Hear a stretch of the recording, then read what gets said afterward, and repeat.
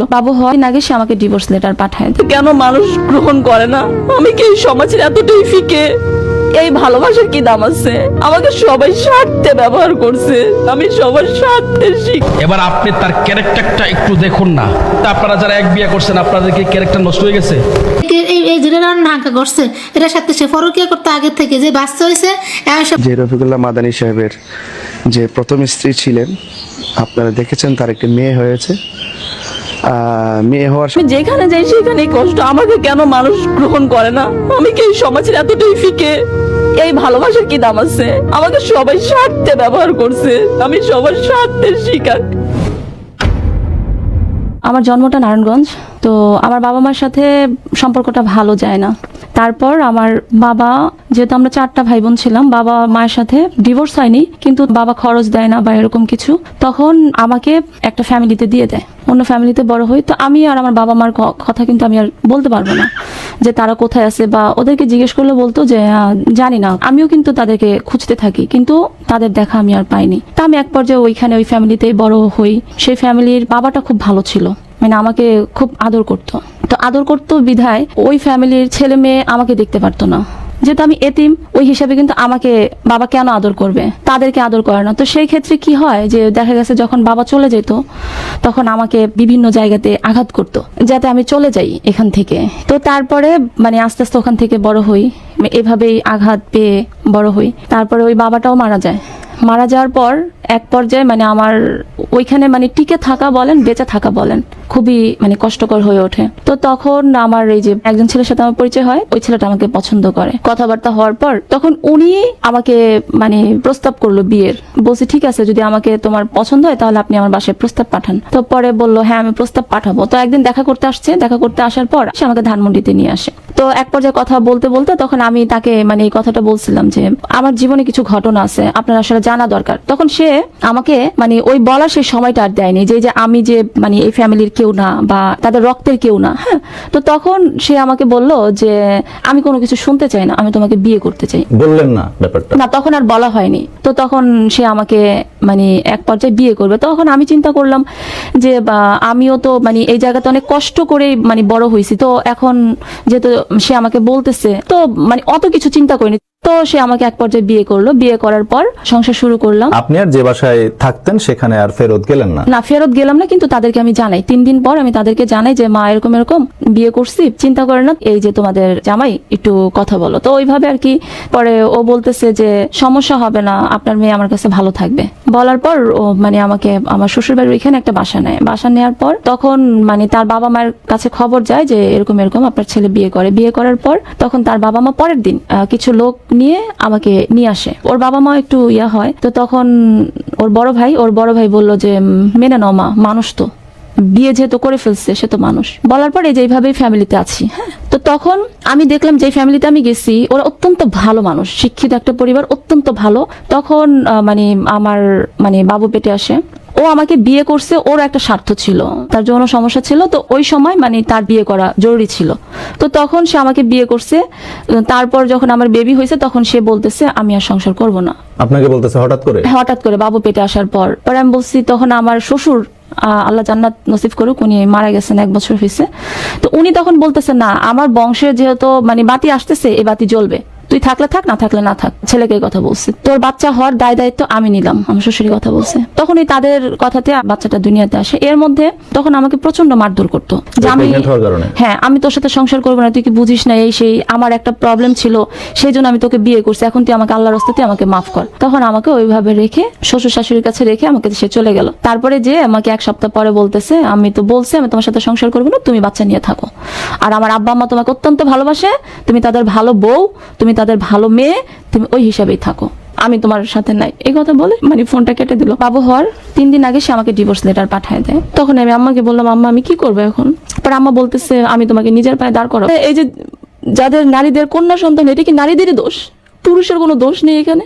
তাহলে এটার সাফার শুধু নারীরা কেন ভোগ করবে? শুধু আমি না, আমার মতন এরকম অনেকেই আছে যারা কন্যা সন্তান জন্ম দেওয়ার পর হাজবেন্ডকে হারায়। 2026 সালে সেসব কথা শুনতে হবে, এটা খুবই দুঃখজনক এবং মর্মান্তিক। যারা এরকম ধরনের মন্তব্য করে বা এরকম মন মানসিকতা রাখে তারা আসলে মেন্টালি সিক, মানসিকভাবে অসুস্থ যারা, তারা এইভাবে চিন্তা করতে পারে। একটা মেয়ের বাচ্চা হলে সব থেকে বেশি প্রয়োজন তার স্বামীর। এই যে লাডুনটা দেখতে আসো, বাচ্চা হয়েছে, বোর বাচ্চা হয়েছে দেখে হ্যাঁ হে বউর রেখে আরেকটা বিয়ে করছে। হ্যাঁ কিন্তু লাডুমে কিন্তু নিজেই বলছে শিশু বক্তা, এর বয়স হয়ে গেছে 35 না 45, হ্যাঁ নিজের পরিচয় দিয়ে শিশু বক্তা। হ্যাঁ নিজেই বলছে যে এই প্রথম স্ত্রী এই বিয়েতে রাজি ছিল না, তার মানে কি তার এই ফেমে এই জেনে ঢাকা করছে, এটার সাথে সে পরকীয়া করতে আগে থেকে যে বাচ্চা হয়েছে, এখন সে বলতে আছে যে আমি পাপ না করে আমি বিয়ে করবো। যে জায়গায় ইসলামে আছে যে দ্বিতীয় বিয়ে করতে হইলে প্রথম স্ত্রীর অনুমতি লাগবে, তা তুই কোন ধরনের ইসলামের তুই বক্তা হয়েছিস? নায়ক শাকিব খানের অপবিশ্বাসে হারিয়েছে বাচ্চা হয়েছে দীক্ষা, এই জন্য এরা আমি মন্দ কথা বলি যে সে ভালো স্বামী না, সে খারাপ। হ্যাঁ না তো নায়ক, হে খারাপ, হে এটা করতে পারে। তো তুই তো সারাদিন আল্লাহ আল্লাহ করস, এমন ভাব দেয় সারাদিন যে আল্লাহ আল্লাহ করিয়া ওয়াজ তোস নসিহত দেশ, এত এটি করস কি ওয়াজ নসিহত যে দেশ দিয়ে দিয়ে যে বন্ডামি করো। শেখ হাসিনা যে কইছে যে তোরা ধর্মটারে এই ডাল হিসেবে ব্যবহার করস, তোরা লেবাস দর্শস, তোরা এই যে সব কিছু যে ধর্মটার উপর দিয়ে যে সার্ফ হয়ে যায়, সব কিছু যে এই যে এটার উপর দিয়ে সালা দাস, কত করবে এই ধরনের বন্ডামি? হ্যাঁ এই মেয়েটার রাইখে এই মেয়েটার মনের অবস্থা কি চিন্তা করেন। একটা মেয়ের বাচ্চা হইলে 45 দিন 30 দিন থাকে শরীরটা কাঁচা। এটা আমি কি, তুমি কি, আমার মা কি, শাশি কি, খালা কি, আমরা সবাই এরকম। বাচ্চা হইলে শরীর এরকম তো এরকমই থাকে, তারপর আস্তে আস্তে সুস্থ হয়। আর না আর হাঙ্গা করতে হইব দেখতে পাপ করবো না। তুমি কি এটা পূর্ণ করছো না? লাডুমের বাচ্চা লাডুম তুই এটা পূর্ণ করছস, পূর্ণ করছস, তুই কোরআনে এটা পূর্ণ করছস। আর এই লেরের ভিডিও লেগে আস প্রত্যেক দিন, যেমন প্রোফাইলটার মধ্যে ঢুকলে লেরায়ের সামনে, আবার এই যে এই প্রোফাইলটার মধ্যে ঢুকতারি না, আর এই লেরের ভিডিও একটা হাঙ্গা করছে, এটা আবার মিষ্টি খায়, কেমন যে করে মিষ্টি খাওয়াইতে আছে। হ্যাঁ আনন্দ ফুর্তি করে হেনে গিয়ে আবার একদল আবার মুসল্লিরা মোল্লারা আবার হেনে গিয়ে আবার দাড়ি টুফি আলা মোল্লারা আবার হেনে যে যোগ দিছে। এখন কোনো হুজুরের কোনো নসিহত নেই, ওয়াজ নেই, এটা কোনো আওয়ামী লীগের কোনো নেতা করতো বা কোনো বিএনপির কেউ করতো? এটি দ্বারা সবই সম্ভব। এটি খারাপ, এটি ভালো না, এটি নেই সেই তার হিন্দু করে না দুনিয়ার কথাবার্তা কয়। কোন হিন্দু ঘরের বউ যে কাঁচা শরীর রেখে যায় বিয়ে করছে? এমন কোনো প্রমাণ আছে? কোন হিন্দুকে রেখে দর্শন করছে? বাংলাদেশের কথা বলি আমি, এমন কোনো রেকর্ড আছে? তোরা করছে হুজুরের লেবাস ধরি করিয়া, হুজুরের লেবাস ধরিয়া আল্লাহর নাম তোরা সব জায়গায় বেচা, ইসলামটা সব জায়গায় বিকৃতি করিয়া তোরা যা মনসা তাই করতে পারস।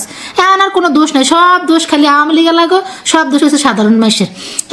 এমকে ভালো না, তবকে ভালো না, আবার আমি এমপি মানি না, মন্ত্রী মানি না, আমি রাষ্ট্রপতি মানি না। ওরা যে নিয়ে হোগার করে দিচ্ছে না, 3 বছর তো জেলা আসলে, তোর বউকে আরেকটা জায়গায় হাঙ্গা বইছে না, তোর বউ আরেক বেটার কাছে গেছে, তুই কেমনে এই কয়েকদিনের মধ্যে তুই আরেকটা বিয়ে করে নিলি, পরকীয়া করে আরেক বেটির তুই ঘর তুললি, তোর বউর এত মনে কষ্ট দিয়ে। এখন আর আসমান কাঁপে না, এখন আর তোমাকে জমিন কাঁপে না, তোর ধ্বংস আইব, একটু অপেক্ষা করতে। লাডুমের ঘরে লাডুম যাওরা মুনাফেক লেবাস ধরে কি হুজুর, কি মাদানি নাকি কি একটা আছে পিচ্ছি, ওটা দেখলে আপনি বুঝবেন যে এটা ছোট্ট একটা বাচ্চা। আমরা এটা বিরোধিতা করছি না, আমি জাস্ট বোঝার জন্য বলছি। আপনি 2টা 3টা 4টা বিয়ে করতে পারবেন, এটা না জায়েজের কিছু না, এটা আছে, জায়েজ আছে, কিন্তু সুন্নত বলতে পারবেন না। জায়েজ আছে, কি আছে? জায়েজ আছে। এবারটাই ফেসবুকে স্ট্যাটাস দিয়েছে যে আমি গুনাহ থেকে বাঁচার জন্য 2য় বিয়ে করলাম। এবার আপনি তার ক্যারেক্টারটা একটু দেখুন না। আপনারা যারা এক বিয়ে করছেন, আপনাদের কি ক্যারেক্টার নষ্ট হয়ে গেছে? আপনারা খালি গুনাই করতেছেন, গুনার মধ্যে লিপ্ত আছে। কথা বলেন ঠিক কিনা? তাহলে তোদের চরিত্র আমাদের সামনে পরিষ্কার হয়ে গেছে। তোরা এখন এক বিয়ে করছস গুনাহ থেকে বাঁচার জন্য, তোর চরিত্র যেহেতু খারাপ, এটা তুই গুনাহ করবি। কথা বলেন ঠিক কিনা? কারণ তোর তো ক্যারেক্টার ভালো না, চরিত্র ভালো না। আর চরিত্রহীন ব্যক্তির কোনো দলিল হাদিস এটা কিন্তু গ্রহণযোগ্য না। আপনি জানেন নি? কোন চরিত্রহীন যদি হাদিসও নিয়ে আসে, ওইটা আপনি গ্রহণ করতে পারবেন না, এটা আপনি গ্রহণ করতে পারবেন না, এটা ইসলামের এভিডেন্স হিসেবে নিতে পারবেন না। কথা আমার কি বোঝাইছে কথাটা? তাহলে যিনি হাদিস শোনাবে আপনাকে, তেনার ক্যারেক্টার থাকতে হবে পিওর, কোনো ভেজাল থাকতে পারবে না। ওই ব্যক্তির হাদিস আপনি গ্রহণ করতে পারবেন, কোনো ক্যারেক্টারলেস এসে যদি আপনাকে হাদিস শোনায়, হাদিস আপনি নিতে পারবেন না। যদিও হাদিসটা সহি হাদিস, কিন্তু আপনি তার কাছ থেকে নিতে পারবেন না। তাহলে আপনারা বুঝেন এদের চরিত্রটা কত খারাপ। তো এই চরিত্রহীন মানুষ তো আল্লাহ রাসূলের চরিত্র নিয়ে কথা বলতেই পারে। রফিকুল ইসলাম মাদানি বিয়ে করছে 2য় বিয়ে। এতে করে বাংলাদেশের মুসলিম সমাজ তার দুর্নাম করা নিয়ে ব্যস্ত। আপনার 2য় বিয়ে করা যদি অপরাধ হয়, আল্লাহ তো নিষেধ করেনি। 2য় বিয়ে করতে তো আল্লাহ নিষেধ করেনি। আল্লাহ এমন একজন পরিকল্পনাকারী, আল্লাহ সবকিছু জানে। পুরুষ মানুষকে 2য় বিয়ে করার অনুমতি এই কারণে দিছে, কাফেরদের সঙ্গে মুসলমানের ইসলামিক যুদ্ধ হবে, ইসলাম বিজয়ের যুদ্ধ হবে। সেখানে অনেক যুবক মারা যাবে, তাদের বোন থাকবে ঘরে, মা থাকবে, বউ থাকবে, তাদেরকে দেখার কেউ থাকবে না। তখন ওই মেয়েটাকে যদি আপনি বিয়ে করেন, বিয়ে করে তাকে যদি সুস্থ সম্মান দেন, আপনার উপরে আল্লাহ খুশি। কিন্তু আপনি হাদিস সবই মানেন, কিন্তু স্বামী যদি দ্বিতীয় বিয়ে করতে চায় আপনি এইটা মানেন না। আপনি এইটা মানেন না, আপনি দুর্নাম করে নিয়ে ব্যস্ত থাকেন। যাক, রফিকুল ইসলাম মাদানি দ্বিতীয় বিয়ে করা নিয়ে আপনার ফেসবুকের কোন কোন মেয়েদের নিচে চুলকাতেছে একটু বলবেন কি? আপনি আগে হাদিস ভালো করে পড়বেন, যে একটা মেয়েকে বিয়ে করে যদি তাকে সম্মান দেওয়া হয় সেটা আল্লাহ নিষেধ করছে কিনা। এটি নিয়ে আপনার মাথা ব্যথা। আল্লাহ আপনাদের টিকটক করতে বলছে, ফেসবুকে এসে নাভি বের করে নাচতে বলছে, হেডলাইট বের করে পুরুষ মানুষের সামনে দাঁড়াইতে বলছে। এগুলো কে বলছিল? আপনার স্বামী, আপনার ভাতার বলছিল? মানুষের দুর্নাম করা নিয়ে ব্যস্ত থাকেন। রফিকুল ইসলাম মাদানি বিয়ে করা নিয়ে যেসব মেয়েদের চুল কাটতেছে, নিজের চুলকানি ঠিক করেন আগে। দ্বিতীয় বিয়ে করতে আল্লাহ নিষেধ করেনি, এতটুকু বলে গেলাম। টিকটক করতে নিষেধ করছে। স্বামীর অনুমতি ছাড়া ফেসবুকে এসে হেডলাইট বের করে নাচতে নিষেধ করছে। এইটা আগে শোনেন, তারপরে হুজুরদের দুর্নাম করবেন। হুজুর কিছু করলে আপনাদের এত চুল কায়কে। আসসালামু আলাইকুম। ওয়ালাইকুম আসসালাম। সম্প্রতি রফিকুল্লাহ মাদানী নামক একজন বক্তা দ্বিতীয় বিবাহ করায় এটা সারা দেশে ব্যাপক তোলপাড় হয়েছে। সে বিষয়ে আপনার বক্তব্য কি? সে ব্যাপারে আমার বক্তব্য, আসলে অনেকে পক্ষ বিপক্ষ লেখছেন, তবে এতটুকু মনে করি যে রফিকুল্লাহ মাদানী সাহেবের যে প্রথম স্ত্রী ছিলেন, আপনারা দেখেছেন তার একটি মেয়ে হয়েছে। মেয়ে হওয়ার সাথে সাথেই সে দ্বিতীয় বিয়ের ঘোষণা করেছে। আমি এতটুকু মনে করি যে তার প্রথম সন্তান জন্মগ্রহণ করার সাথে তার স্ত্রীর অনেক কষ্ট, অনেক দুঃখ জড়িত আছে। সে 10 মাস 10 দিন তার বাচ্চাটাকে পেটে ধারণ করেছে। রাত্র দিন কিভাবে কেটেছে একমাত্র সেই ভালো বলতে পারবে। সেই বাচ্চাটিকে প্রসব করার পরেই 3 দিনের মাথায় সে দ্বিতীয় বিবাহের বাস্তবায়ন করেছে। তবে আমি এটুকু বলতে পারি, প্রথম স্ত্রী রফিকুল্লাহ মাদানীকে একটি উত্তরাধিকার উপহার দিয়েছে, আর দ্বিতীয় বিয়ের মাধ্যমে রফিকুল্লাহ মাদানীর প্রথম স্ত্রীকে একটি সতীন উপহার দিয়েছে। তবে দ্বিতীয় বিয়ে জায়েজ আছে। আসসালামু আলাইকুম।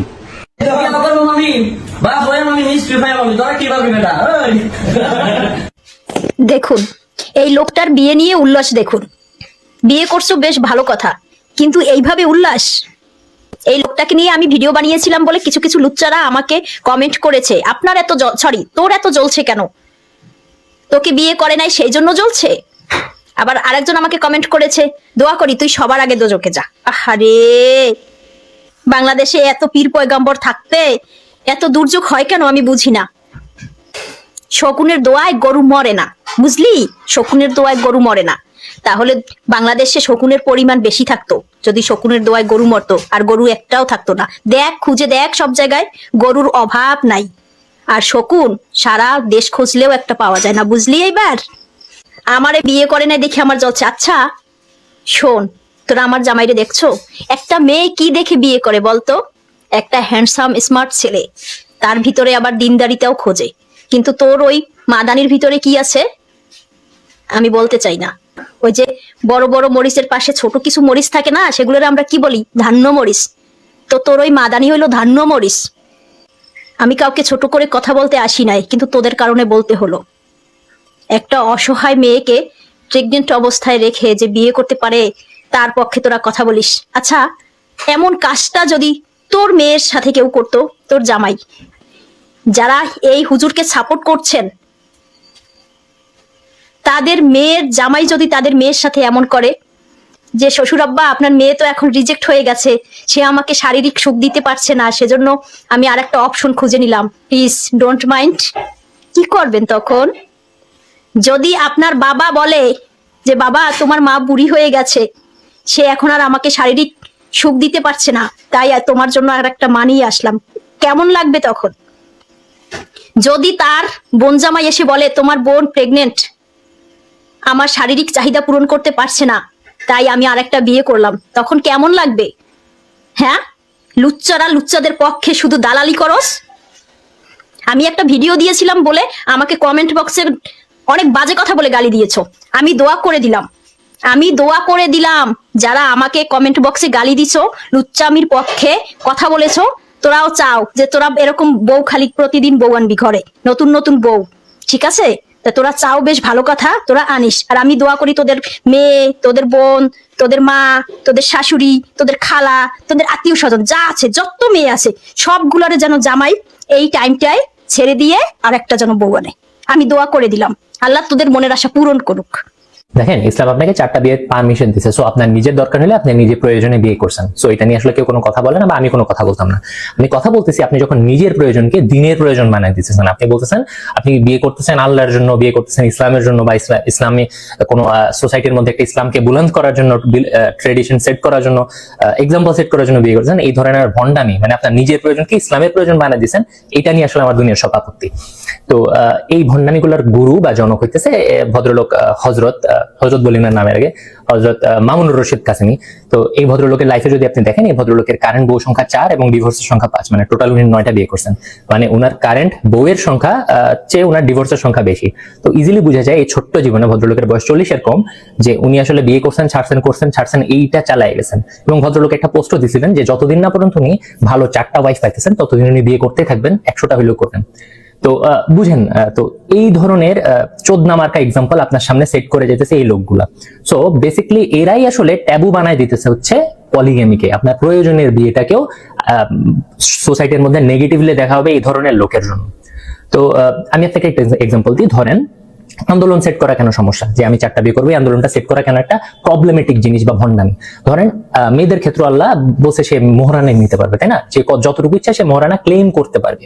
তো এই ক্লেম করার জায়গায় কোনো যদি নারী সোসাইটি আজকে দাঁড়ায় যায় এবং বলে যে আমরা সবাই 2 কোটি টাকার কমে, কাবিনের কমে বিয়ে করবো না, তো এটা তো অ্যালাউড, তাই না? কিন্তু যদি সে একটা সিন্ডিকেট বানাইতে চায়, বা সে যদি দাবি করে এই 2 কোটি করতে হবে, বা এতটুকু যেহেতু অ্যালাউড আমি এতটুকু নিব, এই জিনিসটাকে আমি ভণ্ডামি বলতেছি। কারণ হইতেছে মানে আপনি এর কমে করতে চাইতেছেন না, বা এটাকে আপনি একটা ইসলামিক লগ বা দিতে চাইছেন। আপনি নিজের প্রয়োজনে আপনি 2 কোটি চাইতে পারেন, বাট আপনি যখন এটাকে ট্রেন্ড সেট করতে চাইতেছেন, এটাকে ইসলামিক ট্যাগ দিতে চাইতেছেন, এটা ভণ্ডামি। তো সেম ওয়ে কাসিমি যেটা করতেছে, বা যে আন্দোলনটা সেট করতে চাইতেছে, এটা ভণ্ডামি। তো আসলে এটা বোঝা কোনো বিগ ডিল না। এবং আমরা আসলে ইসলামের বিধানটা নিয়ে কথা বলতেছি না, এটা নিয়ে আমাদের কোনো সমস্যা নাই। ফর এক্সাম্পল ওয়েস্ট আরবে এমন অনেক স্কলার্স আছে, ইসলামিক স্কলার, যাদেরকে আমরা শুনি এবং ওনাদের পার্সোনাল লাইফে ওনারা মাল্টিপল ম্যারেজ করছেন, একসাথে বউ রাখছেন, এবং ওটা নিয়ে আমাদের কোনো কনসার্ন নাই, কারণ ওনারা বলতেছেন আমি দিনের জন্য করতেছি, উনি নিজের জন্য করতেছে, এটা ইম্পর্টেন্ট। এই ভদ্রলোক কাসেমি রাতের জন্য বিয়ে করে নাম দিতেছে দিনের জন্য বিয়ে করতেছি। এই ভণ্ডামিগুলো নিয়ে প্রবলেম। আর আরেকটা জিনিস বলে রাখা ভেরি ইম্পর্টেন্ট, যে আসলে ইসলাম প্রি ইসলামিক টাইমে মানুষ অনেক বিয়ে করতো, আনলিমিটেড বিয়ে করতো, কোনো সংখ্যায় বাধা ছিল না। ইসলাম প্রথম সংখ্যাটাকে লিমিট করছে 4। এমন না যে ইসলাম বাড়াইছে, মানে 1 থেকে 4 আনে নাই, ইসলাম বেশি থেকে কমে 4 লিমিট করছে। তো এই জিনিসটা একটা মিসরিপ্রেজেন্টেশন করা হইতেছে এই কাসেমি টাইপের লোকজন থেকে, এবং তারা এই জিনিসটাকে দিনই লক বা একটা দেওয়ার চেষ্টা করছে, যে 4টা বিয়ে করছেন, সো দিনের প্রয়োজন না। ভাই, দিনের প্রয়োজনে করেন নাই, আপনি আপনার রাতের প্রয়োজনে করছেন।